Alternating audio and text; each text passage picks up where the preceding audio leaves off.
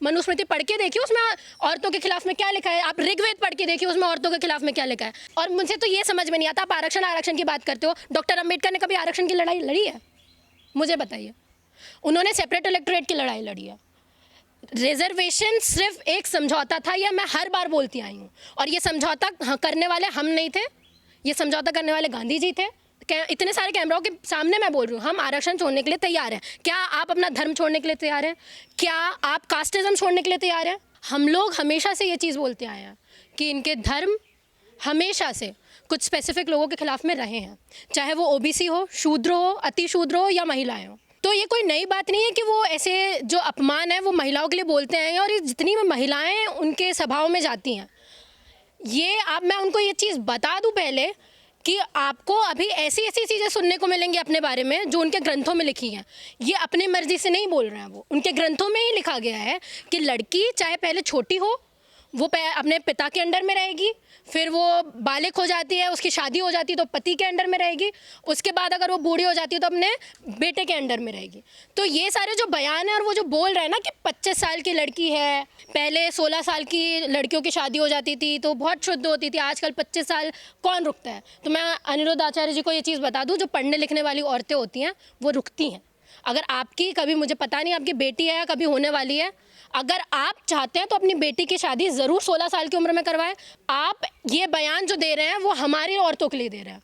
आप नहीं चाहते कि हमारी औरतें पढ़े लिखें, आप नहीं चाहते कि हमारी औरतें यूनिवर्सिटीज़ में आएँ, आप नहीं चाहते कि हमारी औरतें सांसद बने। इसलिए ये जो दर्द है ना, जो दर्द पीड़ा है, वो इसलिए निकल के आ रही है। इससे पहले एक और बाबा धीरेन्द्र शास्त्री बोले थे कि जो महिलाएं सिंदूर नहीं लगाती हैं, मंगलसूत्र नहीं पहनती हैं, वो खाली प्लॉट है। वो प्रॉपर्टी से तुलना कर रहे हैं महिला की, एक बेटी की। मैं आपको सबसे पहले बता दूं, वो इज्जत नहीं करते हैं, ना वो शूद्रों की इज्जत करते हैं, ना वो अति शूद्रों की इज्जत करते हैं। वो अब आपको ये इन सब स्टेटमेंट से ये भी पता चल गया होगा कि वो महिलाओं की भी इज्जत नहीं करते हैं। तो आप समझिए, जो धर्म आप फॉलो कर रहे हैं, जिन ग्रंथों के आधार पर वो धर्म टिका हुआ है, उस धर्म ग्रंथों में कितनी बुरी चीज़ें लिखी हुई होंगी। और हम लोग पागल नहीं थे जो हम लोग इतने टाइम से बोल रहे थे। सर, डॉक्टर अंबेडकर इतने टाइम से बोल रहे थे, पेरियार इतने वक्त से बोल रहे थे, और इतने वक्त से जब ज्योतिबा फुले बोल रहे थे, सावित्रीबाई फुले बोल रही थी कि ये सारे ग्रंथ आपके विरोध में हैं, और ये सच्चाई है। और मुझे तो खुशी हो रही है कि आज उनके मुँह से अगर ये सारी बातें निकलती हैं तो कल को अगर अकल होगी आप लोगों में तो आप फॉलो नहीं करोगे ऐसे लोगों को। आप अनिरुद्ध आचार्य की बात कर रहे हैं, आप मुझे बताइए, आज मैं शर्त लगा के बोल रही हूँ, डॉक्टर अंबेडकर ने अपनी पहली प्रतिज्ञा में ये चीज़ बोली थी कि नहीं, कि मैं राम कृष्ण किसी को भगवान नहीं मानता। अनिरुद्ध आचार्य का बयान है ये चीज़ कि डॉक्टर अंबेडकर खुद श्री कृष्ण के बहुत बड़े भक्त थे। तो बताइए, झूठ कौन फैलाता है?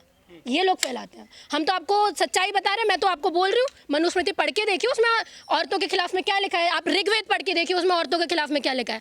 आप तुलसीदास की रामायण पढ़ के देखते हो, ये महिलाओं के विरोध में बोलने वाले लोग हैं, ये शूद्रों के खिलाफ में बोलने वाले लोग हैं। ये बयान ऐसे ही देते रहेंगे।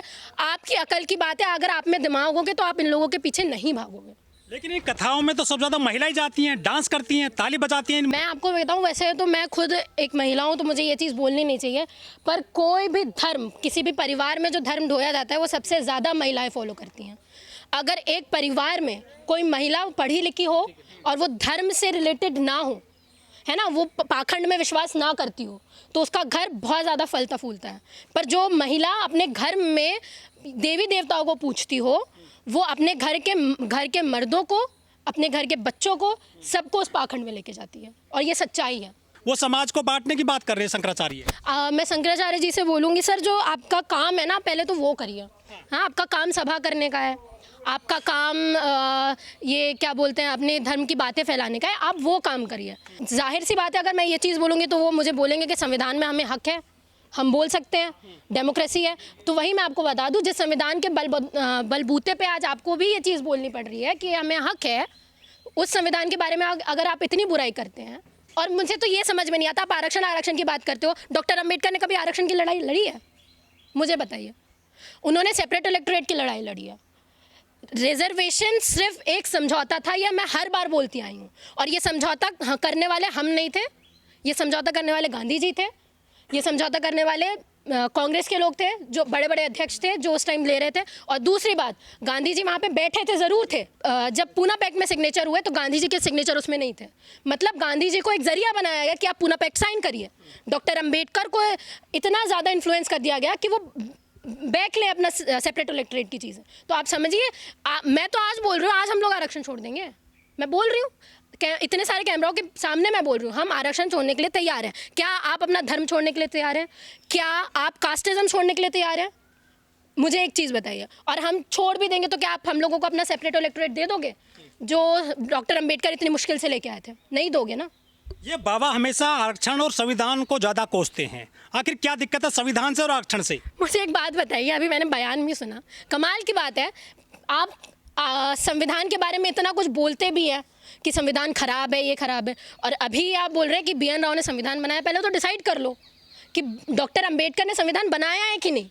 अगर तुम विरोध कर रहे हो, इसका मतलब ये है कि तुम जानते हो कि डॉक्टर अंबेडकर ने बनाया है संविधान। दूसरी बात, अगर तुम ये चीज़ नहीं मानते कि डॉक्टर अंबेडकर ने संविधान बनाया, तो हम डॉक्टर अंबेडकर को क्यों कोस रहे हो भाई? BN राव को गाली दीजिए जैसे डॉक्टर अंबेडकर को आप गाली देते हो। ये नहीं, मैं आपको पहले बताऊं, ये अपना माइंडसेट क्लियर नहीं रखते हैं पहले तो, कि क्या बोलना है। इनके कुछ लोग कुछ बोलते हैं, कुछ लोग कुछ बोल रहे हैं। इनके कुछ लोग ये बोल रहे हैं कि संविधान डॉक्टर अंबेडकर ने नहीं बनाया है, कुछ लोग ये बोल रहे हैं कि संविधान इतना खराब है। आप पहले डिसाइड कर लो, फिर हमको बता दो, फिर हम उस हिसाब से बयान देंगे अपने। लेकिन हिंदू धर्म में तो महिलाओं को पूजा जाता है, माता सीता कहा जाता है, राधा का सबका जिक्र किया गया है बड़े बड़े ग्रंथों में। तो महिलाओं के लिए ऐसे क्यों बोलते हैं फिर ये बाबा? रही हो, उनको पूजा जरूर जाता है, सीता को भी पूजा जाता है सर। तो वो चाहते हैं कि महिलाओं को हम लोग आगे रखें, दुर्गा को आगे रखें। आप दुर्गा के इतिहास के बारे में आप क्या जानते हैं? उसको किसको हराने के लिए भेजा गया था? क्या थी वो? आप उसका बैकग्राउंड, मैं तो बोलूँगी नहीं ये सारी चीज़ें, क्योंकि I don't even believe in all this sheets.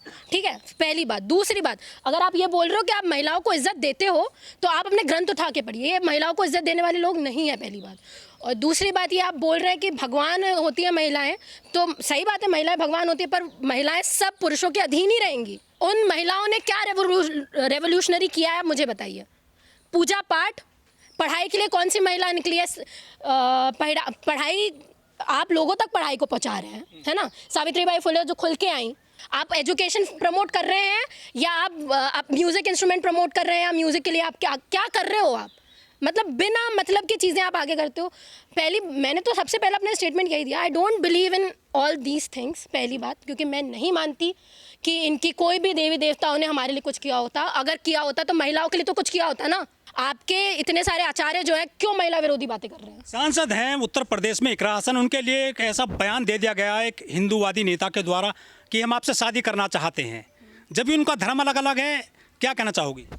पहले तो सबसे शर्मनाक बात यह है कि आप किसी MP के बारे में ये चीज़ बोल सकते हैं। दूसरी बात, जो इतनी देर से मैं बोल रही हूँ ना, महिला विरोधी बातें करते हैं, ठाकुर जी हैं जो ये चीज़ बोल रहे हैं, वो तो खुलेआम बोल रहे हैं कि मुझे बस, मैं चाहता हूँ OWC जी हम लोगों को बस जीजा बुलाएं।